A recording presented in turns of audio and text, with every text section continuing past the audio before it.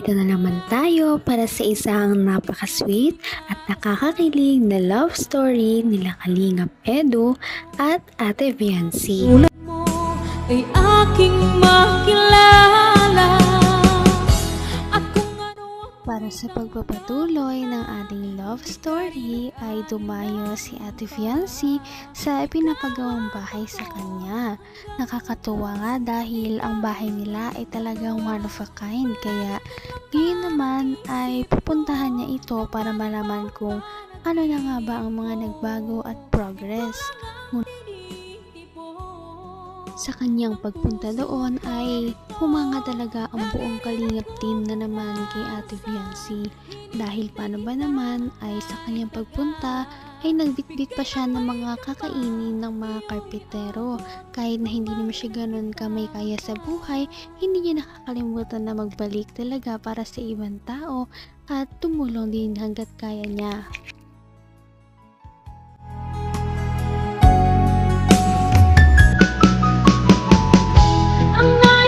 Yata ako doon ah. Kabira. Nalaging kamay ko doon. Sino tayong taas? Sino na natin yung taas? Yung bahay niyo kung... Hello. Ingat, madulas.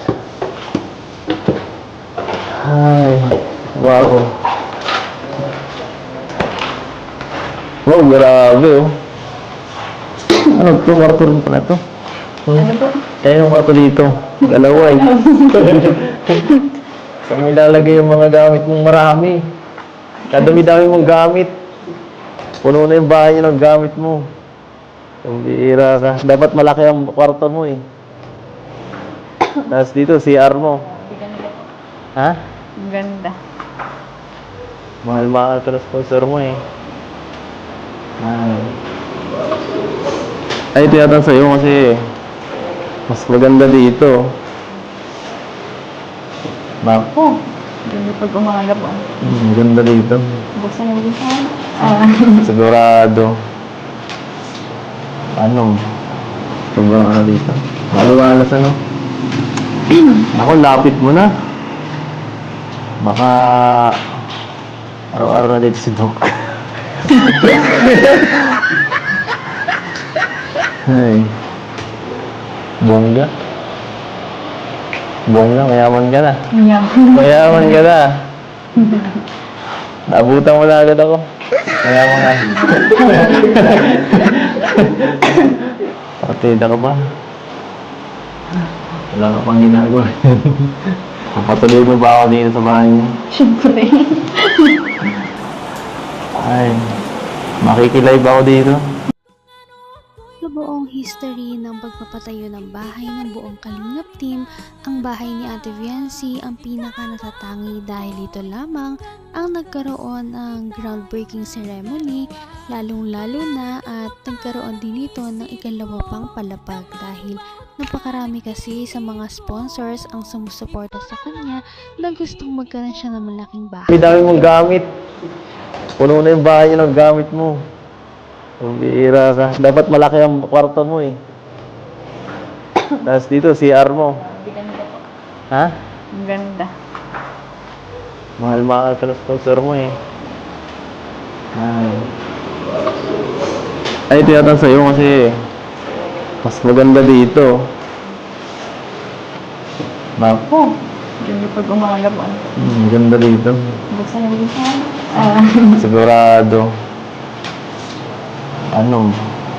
Sobrang ano dito. Maluwalas ano? Ako, lapit mo na. Baka araw-araw na dito si Doc. Ay. Bongga. Bongga, mayaman ka na. Mayaman ka na. Naabutan mo na agad ako. Mayaman ka.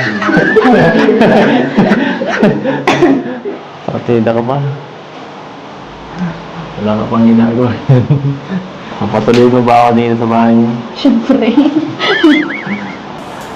Ay, makikilive ako dito. Paggabi. Araw-araw po. Makikilib ako paggabi. Ay, dito muna ako. Bakit gabi? Siyempre, gabi ako na live.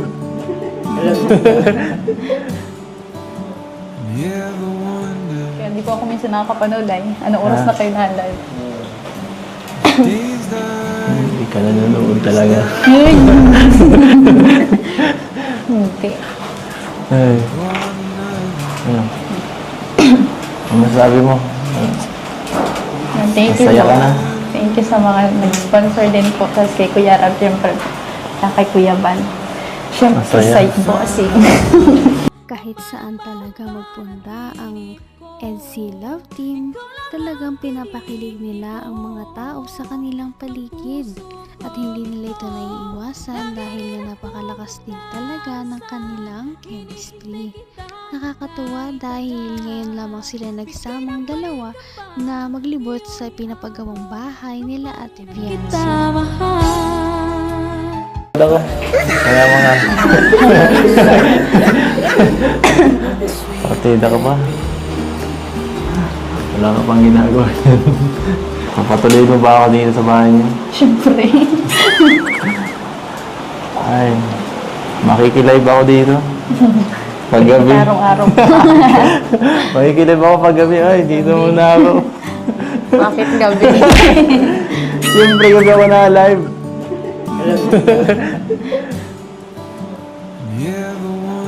Kaya hindi po ako minsan nakakapanood ay. Anong oras na kayo na-live? Hindi ka nanonood talaga. Hindi. Ay. Ano? Ano masabi mo? Thank you Masaya po. ka na? Thank you sa mga nag-sponsor din po. Tapos kay Kuya Rab, siyempre. At kay Kuya Van. Siyempre, Masaya. side bossing. Masaya ka na?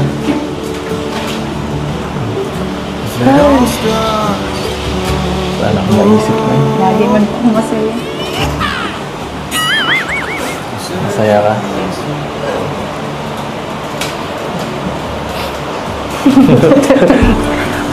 Hindi kaya. Tudala ako. Cute mo.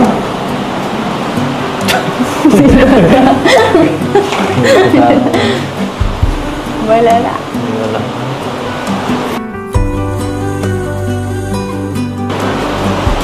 Ay. Baka ma-miss mo yung ano. Baka ma-miss mo yung dagat. Baka ma-miss mo sumayaw sa dagat niya, no? Wala na eh. Wala ka na dito makikita ang dagat. Malayo-layo. Pwede man po yun punta. Paano yun? Mas malayo ng bahay. Ano mo? Eskwelahan mo niyan. Ano, dun pa din. Doon pa din po ako maano. Mas nga ano. Pwede pa doon ako Nakakakilig talaga ang love team na ito. Hindi na lamang si Kalingap Edu ang gumagawa ng paraan para magpakilig sa mga viewers, ganon na rin si Ate Viancy. Siguro nga ay hindi na lang ito dahil lamang sa love team na mayroon sila, ngunit dahil talagang na-enjoy nila ang isa't isa kahit na wala mang camera o meron. Abot kamay na kita. Dito, masarap dito magpaulan, no? Sa harap. Sarap dito tumalan, no? Tumalan ka.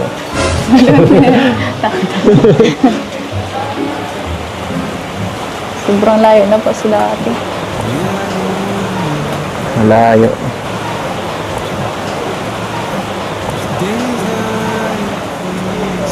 Lumapit siya, eh.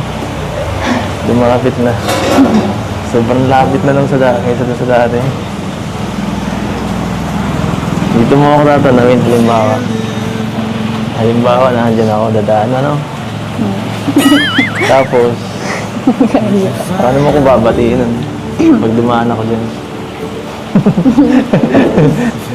Hi! Ganun. Mas maganda ng bungad mo yan. Kapag ano, maganda dyan tumambay. Pagka maganda ang panahon.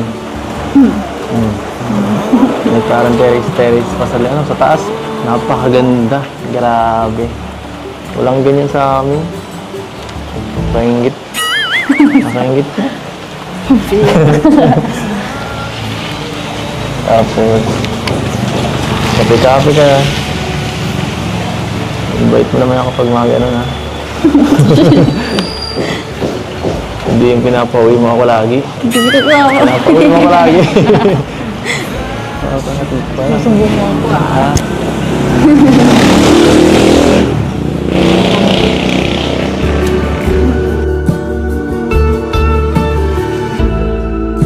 And hope we know when it's better Hindi ko to pa talaga akalain na magkakawago ng ganito kalaking bahay. Huh? Kaya nga eh. Ang alam ko lang po talaga yun eh. Yung kumbaga mga pabahay lang talaga ni Kuya Rab. Ganun na lang po Simple lang. yung gusto ko. Bigay ng may kapal. Sana nga ay makalipat na si Ate Viancy at ang kanyang pamilya sa kanilang bagong bahay. Sana ay matapos na ang pagpapagawa dito para makalipat na sila at hindi na sila palagi nag-aalala kapag may mga unos man na dumating sa kanila at mas magiging maginhawa na ang kanilang pamumuhay. Ngayon'y abot ng puso. Napaka-sweet talaga nila at napakabait ng tambalang ito kaya maraming sumusuporta. Kaya naman, sana ipatuloy natin silang suportahan at mahalin si Viancy, si Kalingap Edu at ang Kalingap Team. Yun lamang at maraming salamat sa panonood. Abangan natin kung magkakatuluyan ba talaga si Kalingap Edu at Viancy. Hanggang sa muli. Bye! Ngayon'y abot